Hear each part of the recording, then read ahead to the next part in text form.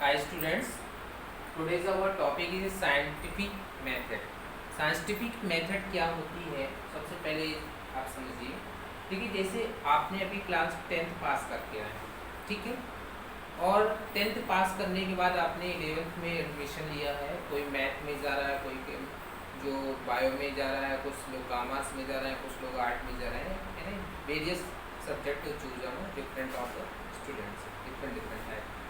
तो हमारा मतलब क्या है, एक तरह से हमारा एक गोल होता है, एक लक्ष्य होता है कि हम 11th में मैथ सब्जेक्ट ले रहे हैं, तो आगे चल के हमें आईआईटी करना है। तो एक प्लान करते हैं, ठीक है। प्लान करने के लिए हमने एक बेस बनाया, 11th क्लास में मैथ लिया, फिर 12th में भी मैथ लिया, फिर आगे चल के हमारा ऐसे हुआ। अब उसके साथ में अब हमें तो 11th में मैथ में एडमिशन मिल गया, और इसके साथ में हमें क्या क्या चीज़ रिक्वायरमेंट है, हमें बुक चाहिए, कॉपी चाहिए, हर चीज़ें चाहिए। तो इसी तरह से हमारे जो साइंटिस्ट होते हैं, साइंटिस्ट क्या करते हैं, किसी भी फील्ड में जो वो अपना रिसर्च करते हैं, तो रिसर्च करने के लिए सबसे पहले वो अपना एक फील्ड चूज करते हैं। अगर फिजिक्स वाला है तो फिजिक्स साइंटिस्ट हो गया, केमिस्ट्री साइंटिस्ट हो गए, है ना, एस्ट्रोनॉमिकल साइंटिस्ट हो गए, मैथमेटिशियन, जो भी मैथमेटिकल साइंटिस्ट, एक तरह से हम कहें कैलकुलेशन जो करने वाले होंगे। तो सब जो है अलग अलग मेथड का यूज़ करके अलग अलग सब्जेक्ट के में वो अपना क्या करते हैं, रिसर्च करते हैं। तो रिसर्च जो होता है कैसे होता है, तो उसको जो रिसर्च किया जाता है, जो स्टेप ऑफ वाइज में किया जाता है, ऑब्जर्वेशन किया जाता है, एनालिसिस किया जाता है, रिजल्ट दिया जाता है, वगैरह वगैरह, और कंक्लूजन दिया जाता है। तो स्टूडेंट्स, साइंटिफिक मेथड क्या है, सबसे पहले इसको हम लोग जानेंगे कि द सिस्टमेटिक, कोई काम हम कर रहे हैं, हम लोग स्टडी कर रहे हैं, तो हम ऐसा नहीं कर रहे हैं कि कहीं भी जंप करके जो है हम लोग दूसरी बातें करने चालू कर रहे हैं। अभी हम लोग क्या कहें, इंट्रोडक्शन ऑफ फिजिक्स पढ़ रहे हैं, तो इसके बारे में हम इंट्रोडक्शन के उसमें पढ़ेंगे। फिर जो मैथमेटिकल पार्ट्स होंगे, मैथमेटिकल पार्ट्स बताएंगे, ठीक है ना। तो एक हम सिस्टम से वर्क कर रहे हैं, तो सिस्टम से हम लोग टीच भी कर रहे हैं, सिस्टम से हम जो भी काम करते हैं। तो एक क्या कह रहे हैं, साइंटिफिक मेथड क्या होती है कि the systematic step wise, the systematic होना चाहिए, स्टेप वाइज होना चाहिए, and logical method, systematic, step wise and logical method use for research by scientist is called is a scientific method. जो साइंटिस्ट सिस्टमेटिक, स्टेप वाइज और logical method के द्वारा किसी भी फील्ड में अपना रिसर्च करता है, तो उसे हम कहते हैं साइंटिफिक मेथड कहते हैं। स्टूडेंट्स, कोई भी साइंटिस्ट जो है, जो रिसर्च कैसे करता है, इसके जो है मेनली आपकी बुक में जो 4 पॉइंट्स दिया हुआ है वो आपको समझना है। जो डिफरेंट बुक में कई तरह से और भी मैंने स्टेप दिए हुए हैं, आपको यहाँ पर बेसिकली जो 4 स्टेप में कंक्लूड हो जाता है सब चीज़ें। तो फॉलोइंग और the steps of the scientific method, कोई भी साइंटिस्ट इन जो 4 पॉइंट्स में अपना रिसर्च तैयार करता है या रिसर्च करता है।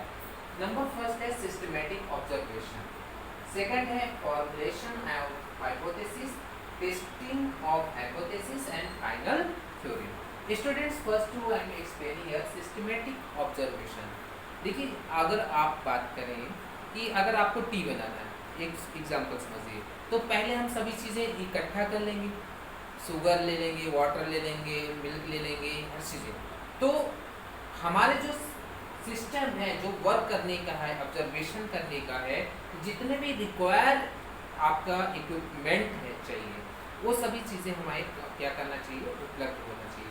तो सिस्टमेटिक ऑब्जर्वेशन जो होता है, जनरली हम ऐसे इसको बता सकते हैं कि to work out an a problem, to work out on a problem, the scientist collect all relevant data concept to the problem by systematic experiment or observation। Students, कहने का मतलब ये है, सिस्टमेटिक ऑब्जर्वेशन में जो भी चीज़ें हम एक्सपेरिमेंट कर रहे हैं, तो उससे जो रिलेटेड है, जितने भी रिलेटेड सब आपकी इक्विपमेंट्स, ये थिंग्स हैं, ये मैटर चाहिए, है ना, जितने भी रिलेवेंट ऑफ द डेटा और the required for the observation research, तो उसे हम बोलते हैं सिस्टमैटिक ऑब्जर्वेशन। यानी जितने हमें जिस फील्ड में, जिस एरिया में जो रिसर्च करना है, उस एरिया से रिलेटेड जितने भी डेटा, जितने रिलेवेंट इक्विपमेंट की ज़रूरत होती है, नीड होती है, और उनका हम ऑब्जर्वेशन करते हैं, तो वो कहलाता फर्स्ट पॉइंट हो जाता है और सिस्टमैटिक ऑब्जर्वेशन। मैंने आपको एक सिंपल सी लैंग्वेज में बता दिया कि अगर कोई भी साइंटिस्ट है और वो रिसर्च कर रहा है, तो जिस फील्ड में वो रिसर्च कर रहा है उससे रिलेटेड वो जो है वो सभी चीज़ें वो क्या करेगा, कलेक्ट करेगा, ऑब्जर्व करेगा, ठीक है। तो सिस्टमैटिक ऑब्जर्वेशन में हुआ है। दूसरी चीज़ें हमारी जो है, अगर हमने इक्विपमेंट लिया और हमने एक हाइपोथेसिस किया, अगर हमने मान लीजिए कोई भी चीज़ें बनाना है हमें, जैसे मान लीजिए पेन बनाना है, अब हमारे माइंड में हाइपोथेसिस है कि अगर हम पेन की डिज़ाइन जो है इस तरह से कर दें, अभी इस तरह से दिख रहा है, इसको हम क्या हटा दें, या डिफरेंट माने जो हम हाइपोथेसिस करते हैं किसी चीज़ को बनाने के लिए, जो साइंटिस्ट जो भी चीज़ मेक करता है, जो बनाता है, तो उसका एक हाइपोथेसिस करने के बाद एक फार्मूला को फॉर्मुलेट करता है। आपने पेन बनाया, पेन में आपने देखा कि इतने जो पॉलीमर इतनी चाहिए, इतने पॉइंट्स चाहिए, इतना हमें मिलाना है, इतना चीज़ें रिक्वायरमेंट की, तो कोई भी चीज़ें हमें फॉर्मुलेशन करने के लिए जो हाइपोथेसिस किया जाता है, वो आपका क्या होगा, सेकंड पॉइंट हो जाएगा, फॉर्मुलेशन ऑफ हाइपोथेसिस।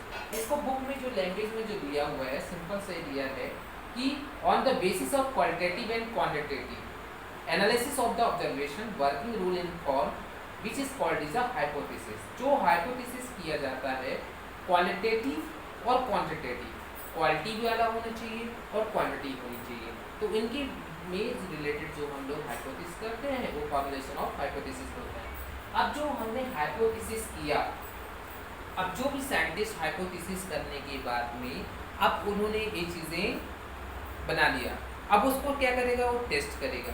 तो थर्ड पॉइंट में ज़्यादा आता है टेस्टिंग ऑफ हाइपोथेसिस।